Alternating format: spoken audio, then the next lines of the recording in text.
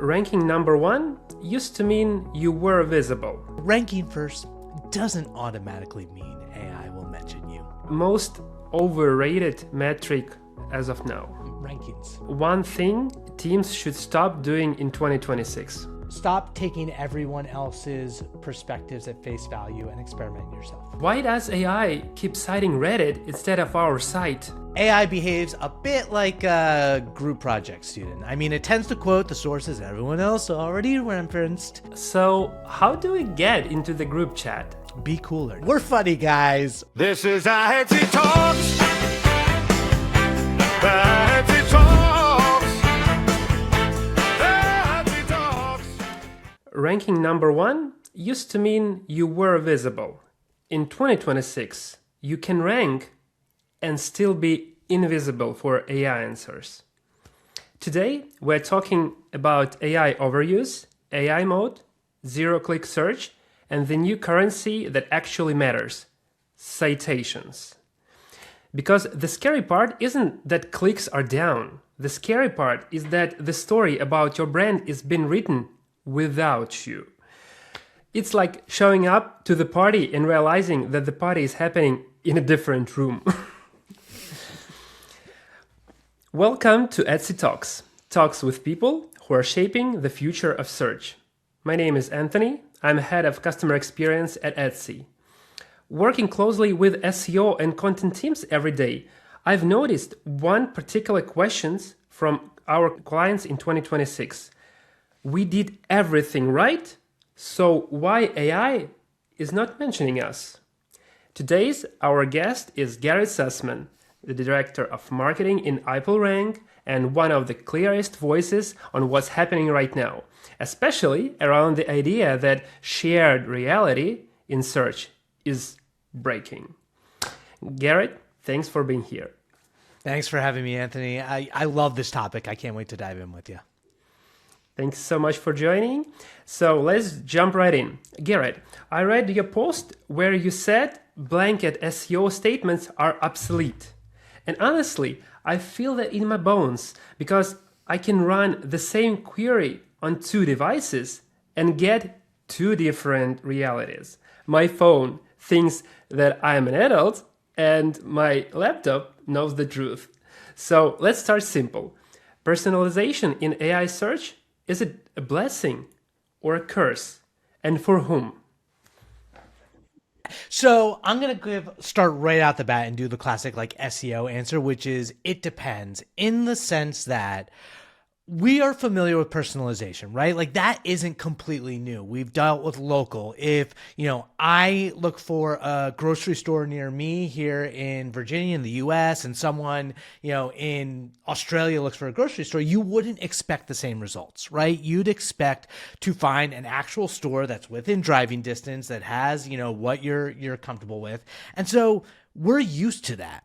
But hyper-personalization is kind of that next step. There's so much additional context, like you mentioned, the device, the location, your past search history, what you're interested in, what you're an expert on versus a novice. There are all of these factors, I think, that can influence why a search result might be better for me being, a dude in his 40s with a kid in the US on the East Coast versus someone, a woman who's just out of college who, is an athlete. Not saying I'm not an athlete, but my point is personalization in theory should provide a better search experience to satisfy your intent more effectively. It can understand, what you're looking for, why you're looking for it, and what about you need to get what you're looking for. The reason I say it depends is right now it's imperfect, right? There are a lot of situations where it doesn't use all the context and doesn't provide the best result. So I think that eventually we'll get a hyper-personalized search result that's exactly or very close to what we're looking for. But there's going to be a very ugly, messy, uncomfortable period where it doesn't get all the way there. And then one other component of this is it's going to depend whether or not you're comfortable sharing your data with a search engine like Google to get that personalized result, which not everybody will, but it will ultimately make for a better experience. Yeah, of course, because in the end, this is the only source of the information that they can use in order to personalize the results. So obviously, but we will return to that a bit later. And I want to start my first question with the following. In 2026, is SEO still about keywords, or is it about a contextual authority and citation eligibility? So it's not about keywords for a couple of reasons, in the sense that historically we've been used to creating hyper-relevant content for a keyword using the links and the authority we built, the EEAT, to show up for that keyword. However, and we've seen like, synonyms, and ever since BERT, the past, like 10 plus years now of understanding more context with natural language queries, the way that a search is phrased is going to provide different results. Additionally, we're seeing in AI search, like AI overviews, and even just in classic search, the use of like a query fan out. So, we've seen this in WebGuide, which is still in experimental mode. But the idea that we're not seeing results just for what we search. We're seeing 20 to 30 synthetic related searches across the search journey. And the answers are going to be pulled into search, synthesized together. So just trying to create content for a specific query isn't going to give you the best chance to show up in the result. To make things even more complex in terms of like focusing on a query is that as we use more natural language and our searches become more complex, like instead of just saying best basketball shoes because we've been trained for, keyword ease to get the result I'm looking for, I can start looking for what are the best basketball shoes for a 40-year-old guy who lives in Virginia who wants to go running twice a week. And that's going to be one search that's ever written. Like ever. So why would I try to optimize content for that one keyword when it's a one-off? It doesn't make sense in terms of the limited resources we have. So we need to expand our strategy when it comes to how do we want to show up for the generalized topics that someone's looking for. Yeah, and I also think about the situations when customers messaging us asking, they're not asking how do I rank, usually they just say why I'm not being referenced. So yeah, I mean, to that point, that's the other thing. We have this kind of paradigm that's becoming more and more outdated where it's like, okay, am I going to rank in the top 10 results? Am I going to be 1 through 10 where someone's likely to click on me because no one ever goes to page 2? But as we start to move to AI search, it is probabilistic. We'll get into this a little bit more, but the idea of even for the same person, the results are never going to be the same every single time. They're going to switch out both the recommendations and even the citations so that depending on how you phrase it, depending when you ask, you're going to see different results. So you can't necessarily depend on rankings as a performance indicator in the future anyway. It's just part of a bigger reporting measurement picture. Yeah, if we compare, we can say that rankings could be like a ticket to enter the party, but citations, this is what will get you into the conversation with the guests on this party. So yeah. Yeah, I think rankings still play a piece. They're still a piece of the puzzle. I think, right now we know Google still depends on rankings and index and all the complicated algorithms. And we know that ChatGPT from OpenAI depends on Google to some extent for their rankings to influence things. Will that always be the case? I don't want to say definitively. I mean, you could at any point see OpenAI build their own index and their own ranking systems. That's just anything. My hope is whenever this is published, whatever I say isn't contradicted because something's updated either from Google and OpenAI in the 2 minutes since I said what I said. Yeah, of course. And yeah, right now we have the reality when everything is certain until everything is uncertain. So, and speaking about the AI mode, what's the new unit for competition in this mode? Is it rankings, citations, or share of voice? What is it?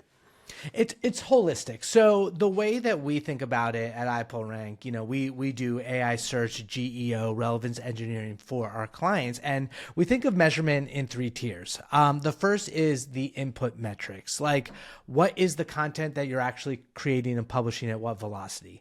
Is that content mathematically relevant to the topics you're trying to show up for? What is the bot activity to your site? So all of these metrics show, okay, is what you are doing giving you a chance to show up in search? The second level is channel metrics. So to your point, recommendations and citations. How frequent is that share of voice for the topic? Looking at a big enough scale of prompts across your topic, across different personas, are you being recommended more times than you're not? Are you in that conversation? And then to your other point about citations, how often is your content being linked? I think citations for a media publisher is going to have more value than a SaaS product, even though they still have value, where it's like they get their business revenue from citations, but we all want to get people back to our website to be able to get them in that marketing funnel. The third tier is performance metrics. So the actual, what we're used to frequently in marketing, which is traffic, conversions, revenue, the things that actually keep the lights on for the business. The key is I think creating that sort of thread between all those tiers of metrics to show that whatever you're doing, either specifically for SEO, for GEO, or across all of your marketing efforts, are working towards the ultimate goals of your business. Yes, so basically, just to sum everything up, you've stated that conversational search is biased. And can you explain right now, as if we were helping the stressed out customer that contacted us with this problem? So please. It's really tricky. Okay, so the classic example that I use, that I've seen in the literature, seen tested, is think about coffee. I love coffee. I drink it way too much, right? Now, there are people who claim that coffee is really unhealthy for you, that it can stress you out, it can give you anxiety. There are people who are like, oh no, if you drink enough coffee, it's actually good and healthy. So if I start to ask whether it's Google, and this is true for historical classic Google, but even more so with conversational search, if I phrase my question, is coffee good for me? I'm going to get a very different answer than if I phrase it, is coffee bad for me? Because especially with conversational search, it's sycophantic in nature. It wants to tell you what you want to hear. It's not kind of trained to give you the opposite reason, unless all of the literature definitively says coffee's bad for you, which isn't the case. So a lot of times, the way your audience, your customers phrase their questions will influence their output. And as a business, you need to take that into consideration with who you're trying to appeal to and what type of content is likely to be surfaced depending on how they phrase it. You can try to be everything to everyone, but that's not always effective unless you are the definitive market leader for a mature industry. Like if you are in a new industry that's rapidly changing, basically any given day, you're going to get different results. So it's so important to understand who you are as a business, who you serve, who your audience is, how they search, how they phrase things, and go from there when you're kind of building out content to answer and be recommended and satisfy what they're looking for. Okay, I will try to to use it as an explanation, but jokes aside, I get what you say. Yeah, it was always like that. I mean, if you try to sell something or just like promote your product, you need to have some focus, because you can't physically answer all the questions. You need to focus on the right questions that will lead to you. So this is the point. Okay, Thank you so much for that. Right now, we will jump into the segment where I will be reading the statements, and I want you to tell if this is a truth or a lie, or it depends. And I beg you, please, please try not to answer each statement with "it depends," because we know this is the most the favorite phrase that everyone likes to use in terms of SEO and everything related to Google, AI, and search. So yeah, let's start. The first one will be the following: backlinks don't matter anymore. You know everyone's gonna be it depends. No, that I will say no to that one. Backlinks do matter. Backlinks absolutely do matter because they are a quantitative value that, whether it's, algorithms or LLMs can leverage to determine whether or not content is trustworthy. So that is not going away. Mm-hmm. I agree with you on that. The second one, I want to divide into two. So I will start with the first one and then we'll add the second one. AI overviews killed SEO. Oh, no, they did not. They significantly hurt traffic volume. I will say they changed the conversation, but AI overviews are still going to be a way that people search and discover and find information. And so I think it falls more into the GEO bucket when we kind of talk about there are SEO principles, but I think our mindset needs to be different when we come to anything that's LLM related and probabilistic and leverages content, indexing, backlinks, and all the rankings and everything differently than a traditional search engine. So it hasn't killed SEO. I just think it requires practitioners to evolve in how they approach strategy, tactics, and framing in their mind. And what if I say it like this? AI overviews will kill SEO. No, that's a lie. It depends on, here's why it depends. It depends on how we frame the discipline. If you think that SEO is primarily focused on the index and on rankings, that will always be one component of visibility in organic search. But when we're talking about generative engine optimization, I think that there's always going to be a certain amount of overlap, but there's always going to be a kind of what I said in the last one. I don't think my answer changes. I think my answer is the same in that there are SEO fundamentals and then there are GEO fundamentals, and you'll need to do both. Mm-hmm. Well, we'll see how it goes, but in any case, yeah, I do agree with you on that as well. The next one, I'm sorry. If you get cited, traffic doesn't matter. No, they're two different things. That's a lie. I think there's value in traffic. There's always going to be value in having your audience on a channel that you own, right? So like getting someone to your website, getting someone in your email list, getting someone to, even follow you on social, which is kind of like that mixed area, where they see the way that you can position and share content and educate and entertain is going to have value. For someone who is doing their research and making decisions purely on the AI search surface without going to any websites, you need to be there as well. So I don't think it's an either or.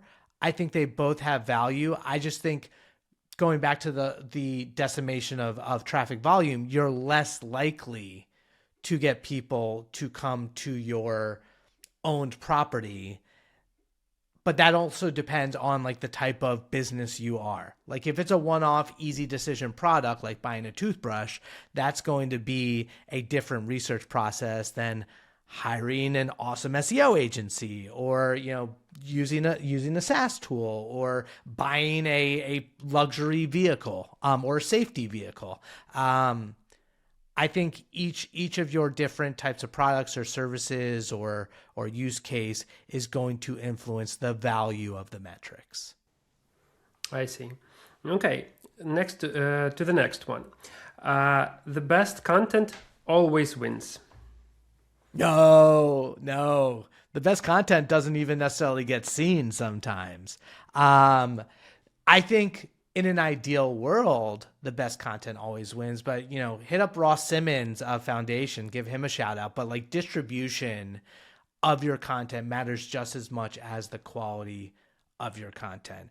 In the context of AI search, even, the best content doesn't always win. I think that there are a lot of factors, as we know in classic SEO, that influence what gets the most visibility. And sometimes it's the biggest brand, and we know sometimes the biggest brands put out crap. And sometimes a small, and it makes sense too, because think about it. If you are a startup and nobody, and this goes back to the backlinking, right? If nobody's heard of you and nobody knows who you are, like at first you publish some content and it is amazing, cream of the crop, and you know your mom likes it, and some friends, and maybe like a small network likes it. That's not, you haven't earned the trust of the internet. You haven't earned the trust of your industry for Google or OpenAI or anything to determine that this needs to leapfrog all the other businesses that have been around for 5, 10, 15 years with all the experts. So, but it might be the best content. True, but on the side note, mom's trust is one of the most important things in life. You are not wrong. That's right. Mom, I gotta call my mom. Yeah, let's not forget that. In the darkest times, I always remember that my mother trusts me. Okay. Okay, to the next one. Personalization makes SEO impossible. This is something actually that we started to talk about in the beginning. So what do you think about it? I'm going to say no. That's a lie, in the sense that it makes it harder. It makes it messier. And we already deal with the trouble of attribution. You know, like whenever we're talking about like marketing, like who gets credit for the sale? Is it, you know, your brand search on organic? Is it the ad that you've seen? Is it the social media post that you liked? Personalization makes it so that your content, you know, people's expectations of the content are going to change over time. They're going to expect tailored content for them, and AI tools are allowing that to become more and more possible. But there are still a ton of signals that can make you be a part of the conversation, and SEO requires you to nurture and build on those signals. In a lot of ways, SEO is becoming holistic, and this is one of those reasons why we think there's a difference between GEO and SEO, because like our approach is very much omnichannel, and you've heard that in different names in some, like in the past, like surround sound SEO or parasite SEO. But part of SEO and GEO's role is making sure that your brand is in the conversation on all of the different sources that could potentially be pulled into an AI search answer. So whether that's Reddit, whether that's social media and YouTube, whether that's industry blogs, like that's part of your job as a GEO AI search SEO specialist now. So the personalized aspect of things doesn't make it impossible. It just makes it really freaking hard, and it makes it less precise. You're not going to, like, it's not going to make sense for you to make a piece of content manually for just Anthony in the case that he decides to hire an enterprise SEO agency in the future. No, like I'm still going to create content that addresses a cohort of personas, and you hope that you check the boxes. Yeah, so in the end, we're all the same under the skin, so. Yes, we're all people. We're all human. It Yeah. depends on what level of granularity you go up to. Yeah, exactly. Okay, so the next one would be the following. PR is more important than SEO. No. No, because I don't think anything's necessarily more important. I think that your content matters, like the relevance of your content matters, your authority matters, digital PR matters in that sense, and user experience matters. Like those are the three pillars that I still consider super important with classic SEO. And then the context matters. And that's like the fourth pillar that really has been added from GEO, the hyper-personalization. So I don't look at them as different disciplines. I will say, when we talk about at iPullRank, our framework of relevance engineering, which is kind of how do you deal with all of these different channels or all of these different pillars that will impact your visibility in AI search, we look at it as information retrieval. Can the stuff be found on your site? AI, the probabilistic nature of determining what should be generated and synthesized and put on there. Content strategy, like what content do you invest in and spend your resources on, and the channels that you put them on. Digital PR, so making sure that you are getting those trust authority signals, but also being mentioned on all those other sites. And then finally, user experience, that when someone does come to your site, are they able to find what they're looking for? Or is it, are you getting, a bunch of, broken experiences in your face that just make it awful? So it all falls under relevance engineering, which is just the future of SEO and GEO as well. Thank you so much on that. Basically, actually, the next one will be like a reference to the previous podcast that we've recorded about the rankings and the vanity metrics. So rankings are a vanity metric. What do you say? No, they're not. I want them to be. No, I think that, so rankings as a metric, I think are going to become a little less valuable in the sense that we can't track them as well for all the reasons that we've stated. What does it matter if you are ranking for a specific one individual query if you're not trying to show up for that individual query?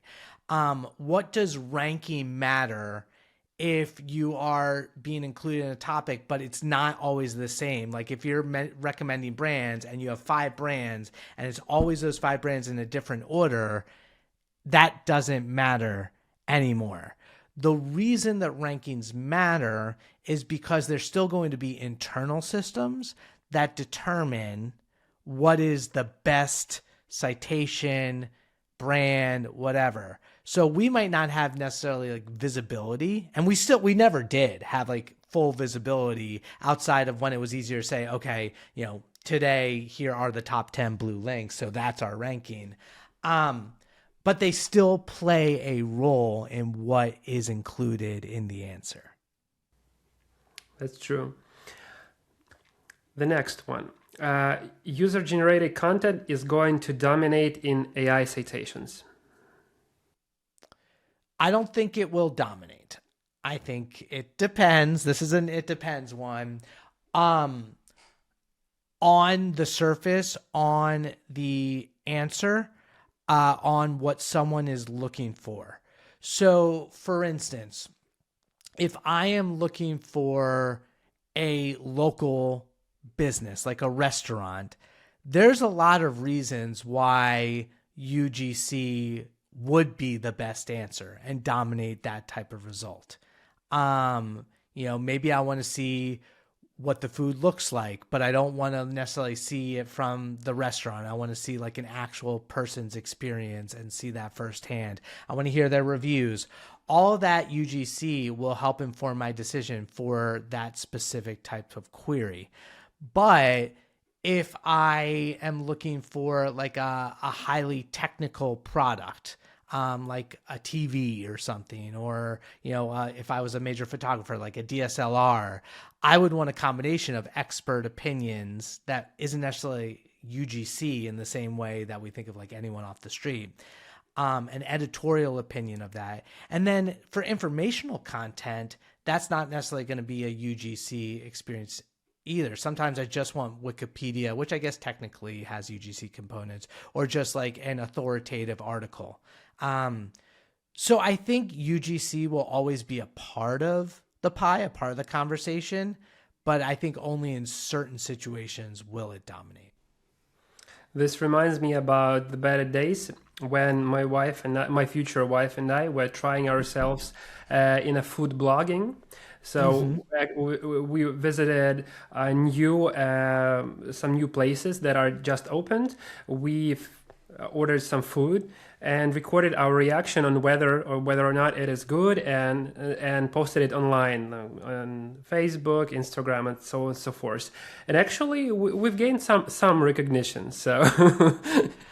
I mean, it's a thing, right? There are so many psychological principles at play when it comes to the whole influencer space. When you start to watch someone's content and you like that person's likable, there's something about them that you like, and you start to trust their opinions on things that you're interested in discovering. We do that already with our friends in our networks. Influencer content is just online. There's that balance of like the extent to which you feel like you know the person versus when it's just, oh, this is a random person that may or may not, be like me. Like I think about like hotel reviews, and I have a really bad habit of looking for the 1 or 2 star reviews on a hotel. It might be 4 or 5 stars like every other review. And I'm like, okay, I get it. Let me find that one experience that could lead to a bad experience for me. I'll read it and then I'll see, okay, I'll try to determine how much is this reviewer from the context clues like me, and would I have a similar experience? How much does this matter? There's so much psychology, and that's just me, like the way that I interpret, UGC content versus anybody else. It's everyone's so different, man. That goes to like the personalization question. The way we interpret it is so different.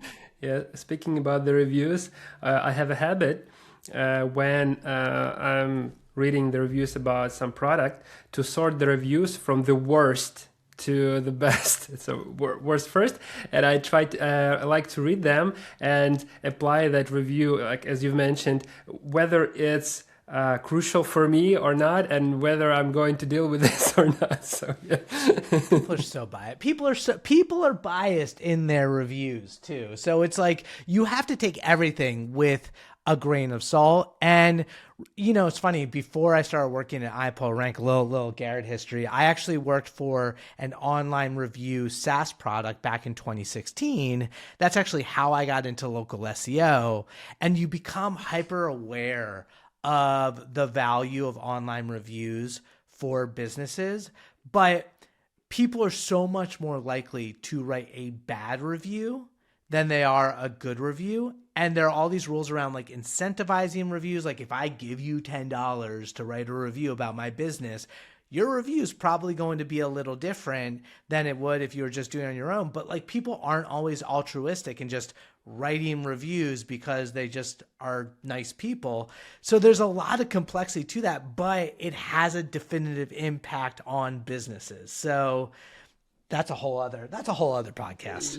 Yeah, I will just add that you've just scratched some wound over there, because as a customer experience manager, you can just imagine I'm dealing with this on everyday basis when there is a slightest problem, slightest issue that could be solved like in 5 minutes if we can just jump on a phone with the customer or just chat with him, turns into essay length feedback with 1 star on Trustpilot, where customer says that we are the worst service and platform in the entire universe, and that we are scam and we don't know what we're doing. So just because of this small tiny problem, and when we are kindly asking our customers after a really good experience, when he's satisfied, when he rated the service good, we're asking him to maybe, if he wants to, leave some small review about his experience, not biased, just his personal opinion. Like, in 99% of the cases, they either just ignore this or write like good service, recommend, and that's all. Yes. Dude, and like, I mean, to expand that further, and a hot topic, you opened a wound for me. It makes me realize, like, think about there's a current sort of crusade against like self-promotional listicles. Like, if I search for what is the best agency online, what is the best SaaS software, and a lot of times you'll see these articles that are the top 10 where the agency says they are number one on the result that they wrote. And iPullRank, I wrote one too. I wrote it as satire, but they get visibility.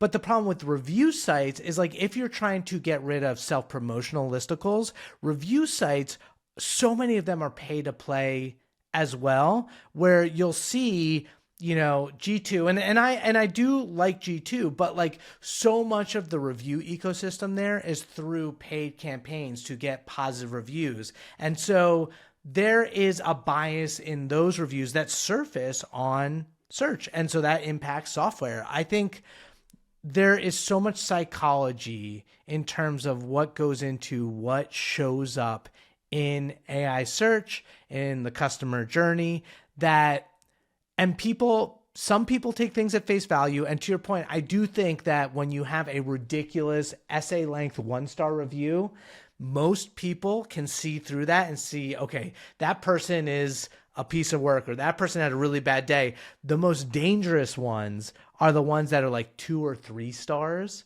with like some nuance to why the service sucks. And then you're like, okay, that person's keeping it real. That's a problem right there. Yeah, this one. But I don't afraid of such reviews, because we always like reply. Of course, we reply to every review, but we acknowledge that, yeah, we do have this problem. And my favorite way of responding to these reviews is, after acknowledging the problem, is mentioning that we either already fixed this problem, or we are prioritizing of fixing this problem. And knowing how we work, actually, how our dev team work, I know that this will be heard, this will be prioritized and fixed in the nearest release. Well, for example, release, or something that the feature will be added in the shortest time frame. So I do good feel business. this one. It's good business. And that's why, you know, it's for the businesses that don't reply to those, that it just looks bad, because a lot of times, to your point, it's like the response. Now you got me going back to my old review days, but it's the response from the business that is kind of just as much speaking to the individual reviewer. It's speaking to everybody else who reads the review and says, oh, that's how they handle a situation that might have gone bad for any given reason. I can work with that. I respect that team, and they care about their customers. So, oh man, I like how, you know, we scratched the surface and it developed into this. But I appreciate that we have like this something in common in terms of this, because yeah, I do agree with you. Okay, let's try to move on, because we're almost there. Yep. So there is a universal AI visibility checklist. Disagree, in the sense that, and this goes back to what I was saying of like, what I say today is going to be different than what might appear tomorrow. We do know that as these frontier models, LLMs, are advanced, they scale in training data, right? Like, they have a lot of data that they're trained on as the baseline, and how they respond to any sort of query or conversation. The RAG models, the retrieval augmented generation. So when there's a situation that needs to be fresh, it's not updated in the training data, or it needs more specific insights that it's not being trained on, it goes out to the internet and augments its training data. It retrieves information, retrieval augmented generation. So that's when it goes to the index, whether it's Google or ChatGPT, OpenAI building their own, and it retrieves the information and it uses that to support the output. That is being updated constantly. There are, I think, some foundational approaches, kind of, when we were doing cuts for promoting this podcast, like there are the ideas of you want structured content. You want content that is both easily consumed and read by a human audience, but also a bot audience. You want content that is verifiably true, that has true information, that isn't just making stuff up, that is dense, that doesn't have a lot of fluff to get through, that has citations and sources and, a lot of those traditional SEO metrics. I think a lot of those at this point in time matter, and they should matter. So I think that there is truth to that. The reason why I say it's a lie is because whatever those are now might not be the case in the future. We might see a different approach, different ranking factors, different weights to what's most important. And so as a SEO or a GEO or just a marketer in general, you're going to want to evolve and react and address that appropriately as things change. I think at the same time, I admire how we are like discussing every point from this Blitz, and at the same time, I hate myself that we turned this Blitz with only 3 variants of replies to this detailed explanation, because we actually you've been so detailed that you partially answered some of the questions that I was going to ask you in the next segment. So I will just say, refer back to chapter blah, blah, blah. It's being concise. Being concise has value. Yeah. Okay, so let's read the last one and move on. The last one is the following. 2026 is the year when everyone should change their KPIs. No, 2025 was. Yes, I do think if you are still focused, or if you're weighting your KPIs incorrectly, or you never did it right in the first place, which is actually tying it to revenue and business value, then yes, you should be changing your KPIs. I think, as I mentioned earlier, with the different tiers of metrics, you can look at things both at an input level, a channel level, and a performance level. You should do your best to make sure that you have your reporting as clear and accurate as possible, knowing the limitations of the probabilistic nature of these things, the changing nature of these things, the way that everything's obfuscated by the information that we can get from the AI searches. But yes, you should be adjusting your KPIs to the channels that are most important to your audience and your business. I see. Okay, so we're done with this one. And right now I want to talk with you about the contextual content and relevance engineering. As you already mentioned, the content quality is contextual rather than universal, and this tends to make content AI-citable. And could you share the definitive checklist that you personally rely on when, for example, when the stakes are high? Yeah, so a lot of stuff that I have already mentioned. We have an entire chapter in the AI search manual that we have on our site all around GEO. A lot of it goes to an original paper from a few years ago, but it is focusing on things like citing sources, using statistics, having your content be chunkable or parsable, like that each passage can potentially be included in the query fan out. So, in those related searches, making sure that, OpenAI Google, they aren't necessarily going to read your entire document for every single query. So you got to make sure that you have different pieces and passages, that you need to consider that things are multimodal. So often we only think about text when it comes to showing up. So making sure that you have the different types of content, whether it's video, audio, data, text, tables, formatted, you name it, in ways that would best solve the audience's search intent for that type of topic or query. I mentioned like facts and citations.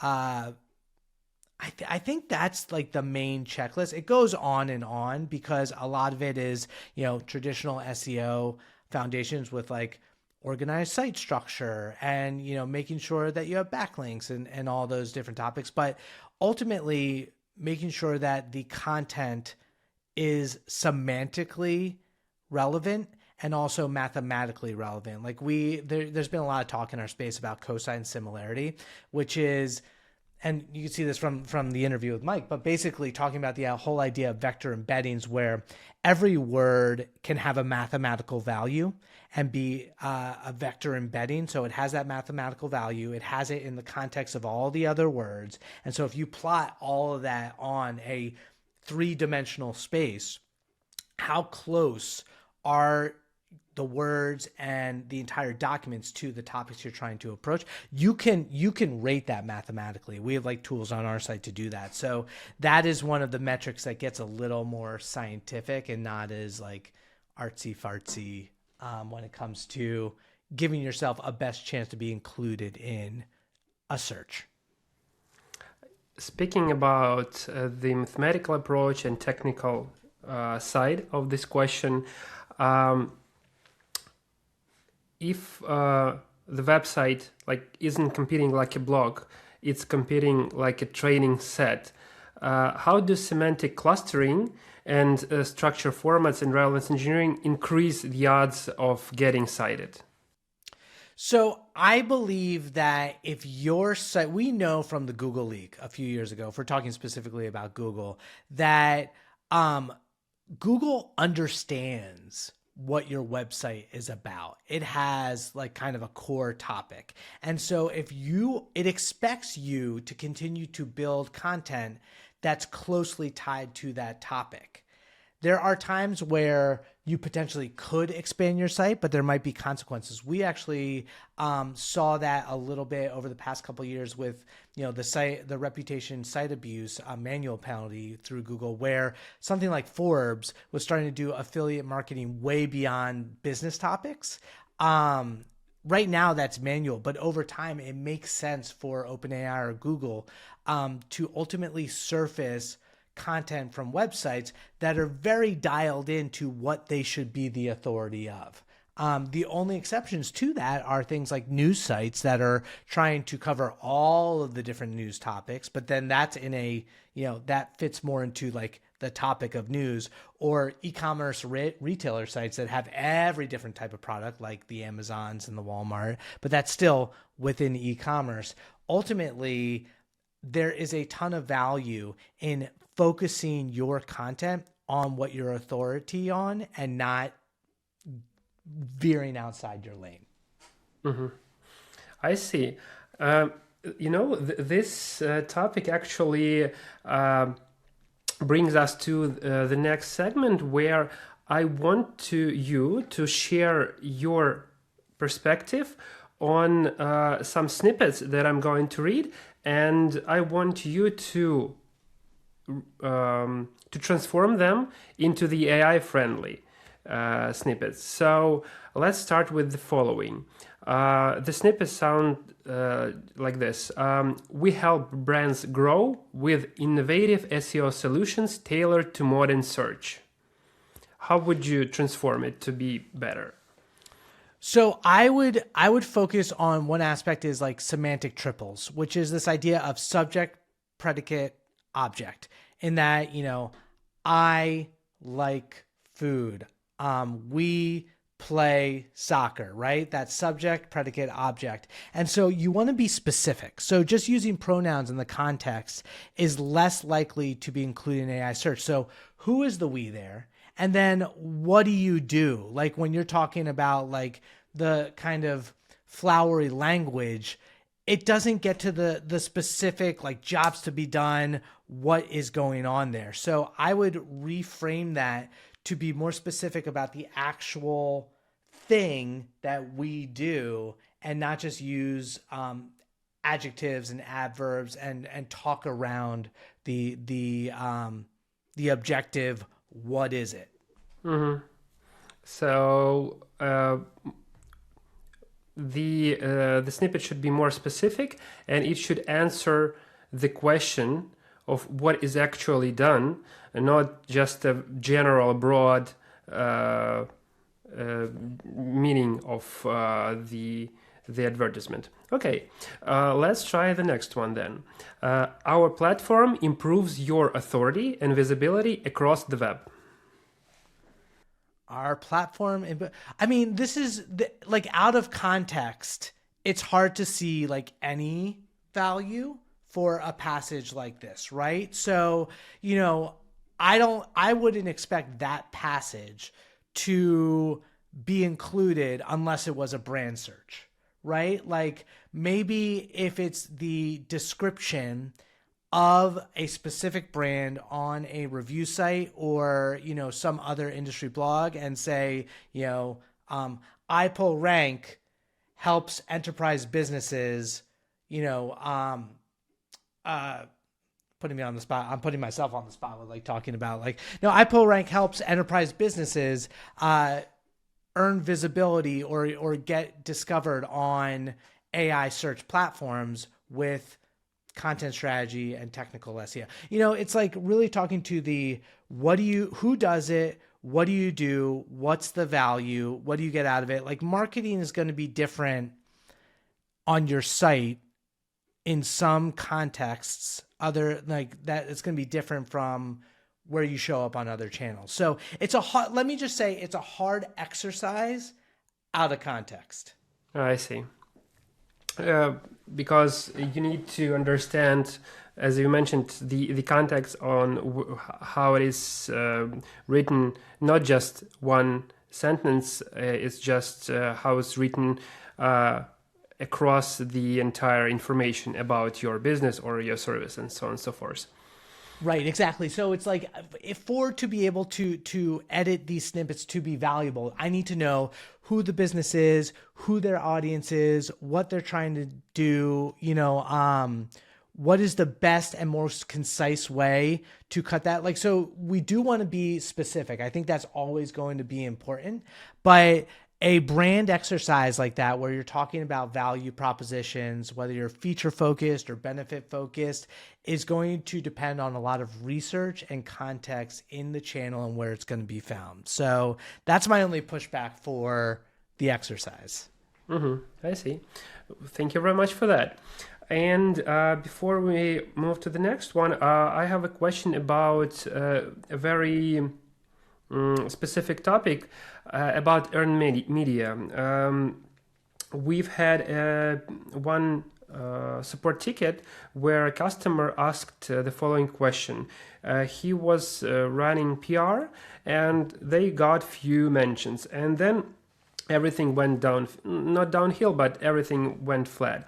Why do you think it didn't compound? So how should teams connect PR with SEO so mentions turn into AI visibility? So the compounding nature, I think, has to do with a certain amount of consistency and freshness. The compounding nature of PR isn't just a do it once and like let it set and you're good to go, and that will just accrue interest in the way we think about finances over time. There is an age factor that, you know, like for domains, the longer the domain's been around, you know, there's a certain amount of credibility signaling that happens there. But in the world of PR, I think that the idea is if you're earning PR and you're generating visibility and it's building your brand and people are becoming more familiar with who you are because you're being surfaced in your industry and, you know, on the right channels, that the next time you do PR, you're more likely to be pulled into the results. You're also more likely to start to get included in those best of lists.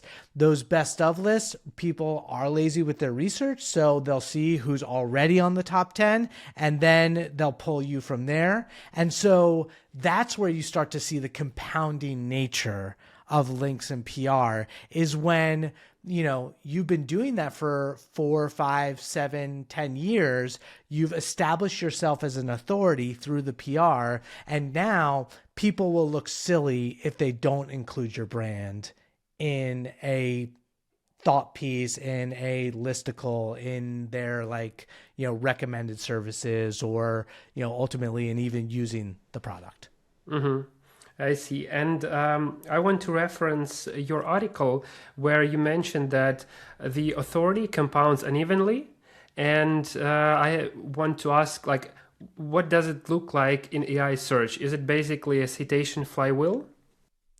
Yeah, so that's exactly what I'm talking about. We're right on right there, which is this idea of, we do know that earning a high value, high quality citation from a site in your industry is going to be more valuable to your credibility. That's the reason we have these as these trust signals. Just earning that one might earn you a bunch of other, citations just from that alone, but it does decay over time. So, there's that asymmetry with the compounding, in the sense that you can earn one and see amazing growth, but the flywheel isn't something that, it's not a what's the concept of the machine that goes on, like a perpetual motion machine. It's not like you just spin it once and it spins on forever. I think it's more of you can add to it and it gains momentum and gets faster and faster, but you still got to give it fuel. Yeah, that's true. Okay, so let's see. I want to ask you about the balance between the backlinks and the contextual signals and the backlinks. What should be the balance for brands between this? I think that a lot of it depends on what your resourcing is. The more money you can invest in a combination of both, and not either or, because I really do think that there are still those three pillars around, initially, the relevance of your content, the authority, those backlinks, and the user experience. But I think that the contextual aspect of things is what you need to take into consideration, of more of how you need to expand your content and give yourself those little snippets. I think digital PR and backlinks are two different things to some extent as well, where digital PR can be as much about your mentions and your visibility than just the literal link back to your site. Think about this in a multimodal context. If you have people representing your brand on podcast interviews, or going to conferences, or doing interviews, or being on video, you're not going to see always a direct link back to your site. But there's going to be value in participating in that content that might be surfaced for a search result that starts to pull in YouTube or TikTok or other video social media. So I think digital PR, we need to change those KPIs and expand beyond just the link component. I think also, and I want to see more research out of this, but, we are so used to the follow versus no follow, kind of designations, categorizations of links and backlinks. And I think that's going away. I think historically there's been gatekeeping on editorial sites to say, oh, this is a no follow link and we can't get that SEO value. But I wouldn't be shocked if you see more AI search platforms like ChatGPT you don't hear discussions as much about no follow versus do follow anymore. Even just the mention has value. Now, whether they have the same amount of value is going to be different, but the whole idea historically of like a no follow link not having value is kind of becoming one of those like anachronistic pastimes. Yeah, because it revolved around the Google bot that was the crawler that was checking or not checking the pages, and right now it works differently. So yeah, it checks everything, it sees everything. Right. And it's easy to both underestimate and overestimate the capabilities of Google. Like, we have, going back to the self promotional listicles or any sort of advertising type of components, or you think about like in the news media, which is already like dealt with so much decimation of traffic, but they're leveraging paywalls, right? In terms of, because they don't want their content just brought into the synthesized answers. There's still paywalled information that's included in those that they may or may not have control over. Some of those things the search engines respect. Some media publications are better at actually blocking those bots. So I think those conversations are going to evolve over time. And I'm not trying to be moralistic in saying like who is right and who is wrong. Like, I think there are a lot of ethical issues with IP on the search engine side and the AI search side. I think there are issues on other content creator sides. It's a very complex ecosystem that I think is going to have secondary and tertiary consequences that we can't necessarily anticipate yet. Yes, true. By the way, do you have maybe from your experience some stories where brands, like the most common mistakes that brands make while trying to build their authority in AI search? The most common mistakes I would say is stopping doing anything, just like expecting, like we were saying, that everything will continue on the way it always is, even if you're not investing in it. I think everything is evolving. There's a freshness factor. I think experimenting matters. I do feel like there's an important risk conversation that needs to happen. This goes back to another one of the it depends sort of things. If you are scaling generative AI content without any oversight and it's just producing unverified, unedited, impersonal content, then you might see results in the short term, but that might not be sustainable because it's not the best content. You're just trying to scale. And so you might see some immediate results, but that's probably not the best strategy if you want to be around for a long time. So I think when it comes to risk, you need to determine whether or not what you're doing serves all of your goals. If your goal is just to be, and going back to like, I'm not going to say whether it's ethical or not, but if your goal is to generate a ton of traffic for a month and then kill off your reputation forever, you can take certain strategies and tactics.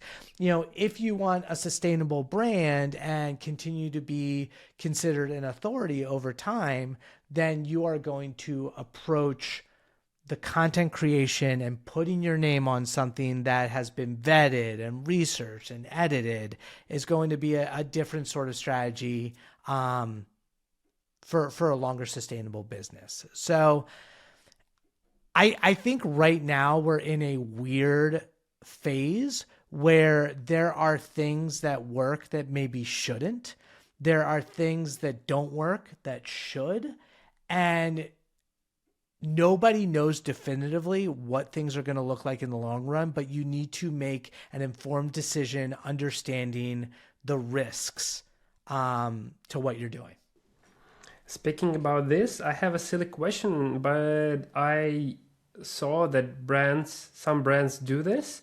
How do you think if you feed AI, for example, ChatGPT, with the information about your brand, will it help you later in the AI search if you directly feed the information about your product to the AI system? No, I don't think so. My thought is that potentially could. So one thing that's getting very interesting, and we haven't really touched on completely in the personalization aspect of AI search, is memory. So the idea of if I talk about a topic with my own instance of ChatGPT where I'm logged in, or if I'm using AI mode on my Google account where I'm logged in, not incognito mode, it's going to capture more and more memory that's going to influence the results that I see in the future. So if I feed my business information into ChatGPT, and this happened, it's funny, like a couple of years ago, I did this where, I was using ChatGPT for some ideation where I'd like go back and forth and come up with some ideas of something I wanted to write on a blog. And it understood that, and when I put it in, that I was the director of marketing at iPullRank. And so I would ask ChatGPT, I'd say, ChatGPT, what is the best SEO agency? And its response was iPullRank. And I'm like, are you just saying, I mean, now it's not cognizant, it's not aware, but I was curious. So I said, are you saying that because it is the best? Or like, would you have included the list on it if you didn't know that I was the director of iPullRank? Or is it just because I'm the director?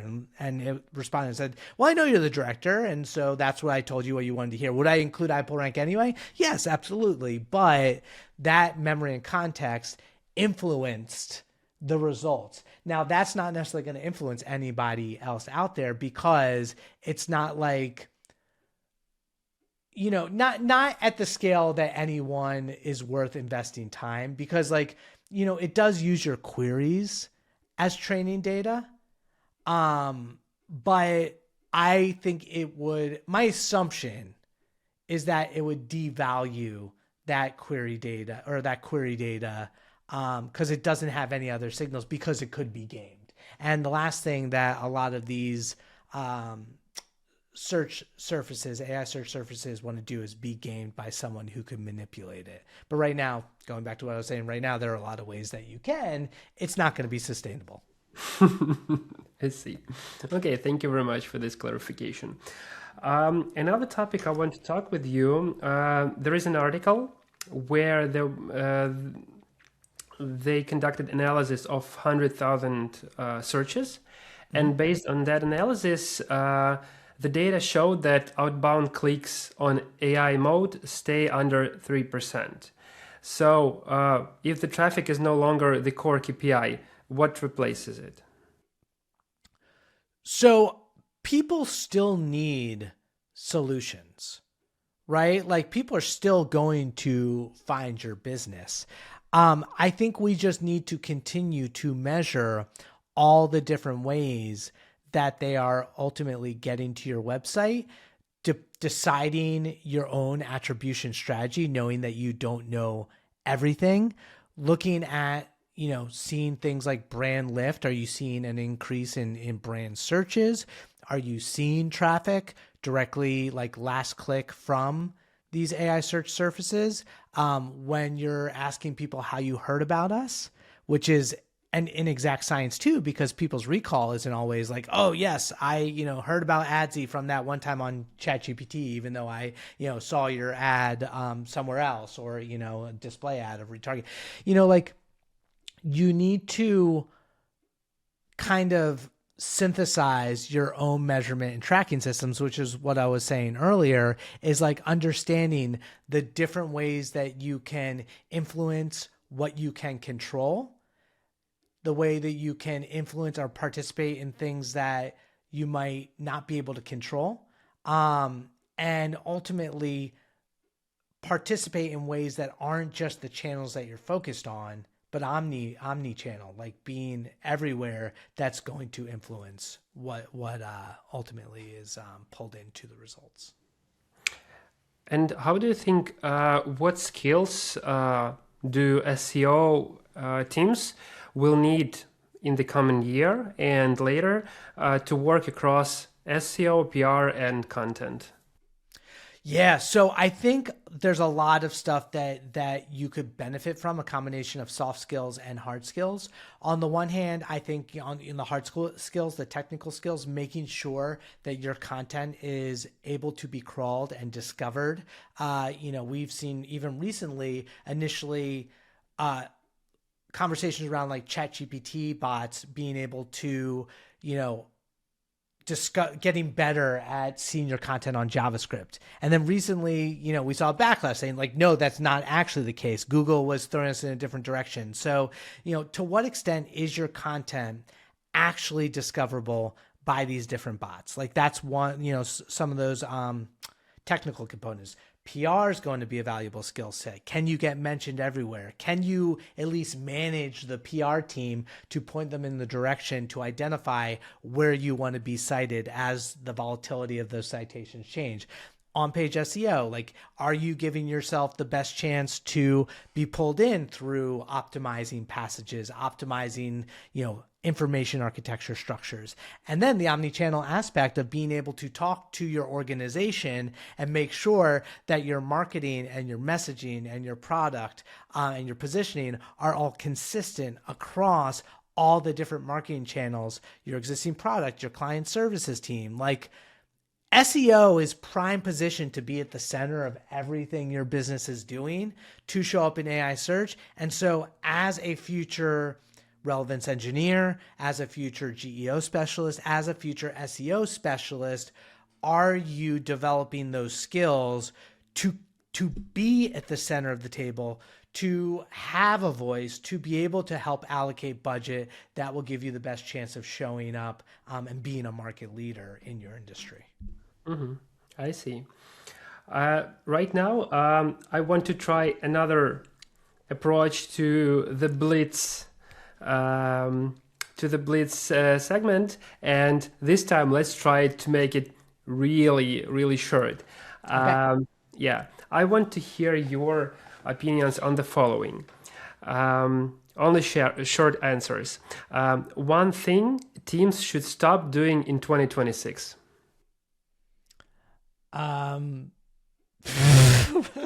Arguing online. No, you should stop taking everyone else's perspectives at face value and experiment yourself. Nice one. One thing they should start doing every week. Experiments. Agree on that as well. Most overrated metric as of now. Rankings.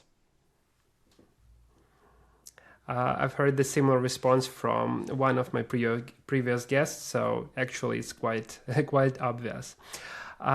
Most underrated signal for AI visibility. Oof. Share of voice. Mm-hmm. And just for me, could you elaborate a bit on that? Yeah. So making sure that your brand is being recommended for the topics that are important and drive revenue. Mm-hmm. I see. Thank you.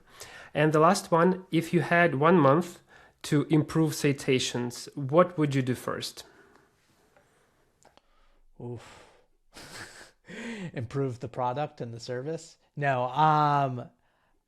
If I had 1 month, I would do audience research to understand where my audience is likely to be searching for my product, develop a citation strategy around those places in concert with what is being pulled in AI search currently. I see. That's really cool. Okay, Garrett. So in this case, I think this is a wrap. So thank you very much. It was a super insightful and fruitful conversation that we had. You are an amazing guest. I thank you very much for joining me today. So for all our viewers, this was Adsy Talks. we've been talking about the future of search, and see you in the next episodes. And also, may your citations be frequent and your dashboards be honest. This is a small note to the May the 4th that is going to be later this spring. I feel your pain, man. Yeah. I know how like frustrating that is. It's such a thankless job. And you get some angry people, man. This is Adsy Talks. Adsy Talks.